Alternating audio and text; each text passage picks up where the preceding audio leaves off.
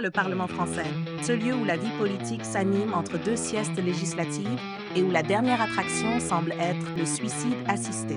Oui, messieurs, dames, bienvenue dans le parc d'attractions des débats interminables, où même la mort mérite un vote solennel et 15 jours de débat pour bien vérifier si elle est légale, réglementée et pourquoi pas sponsorisée.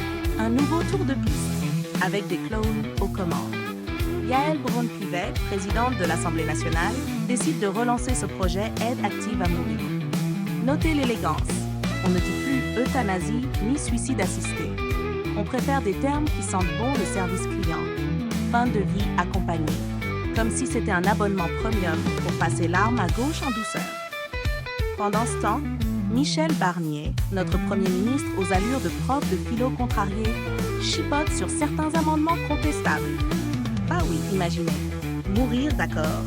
Mais dans les règles de l'art, avec un petit formulaire SERPA et l'avis du Conseil des sages. Attention, 1. Pas de place pour l'improvisation, même pour tirer sa révérence. Et puis, parlons des strictes conditions. Ça, c'est typique. En France, tu galères déjà à faire valider ton congé parental ou ta déclaration d'impôt, alors imagine pour obtenir une autorisation de mort. Si ça se trouve, on finira avec un système à points comme le permis de conduire. Une erreur et hop, retour à la case hôpital sans passer par la case crématorium. Quant aux soignants, à eux, ils doivent encore avaler la pilule. Pas assez de lits, pas assez de moyens, et maintenant, on leur demande de devenir apprentis faucheurs. Alors, docteur, je prends quoi? Une dose de morphine ou une déclaration officielle pour rejoindre les astres? Mais le vrai clou du spectacle, c'est ce débat qui traîne depuis des décennies.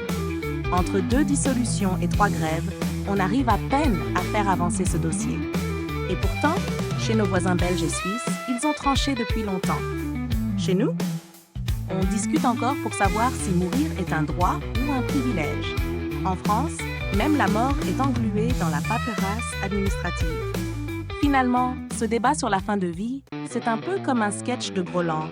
Absurde, long et franchement mal joué. La vraie question, c'est, avec tout ce cirque, qui aura le courage de rester vivant pour regarder la suite? En attendant, chers citoyens, continuez à voter pour vos clones préférés. Après tout, c'est encore vous qui financez le chapiteau. Applaudissez bien fort, le spectacle continue.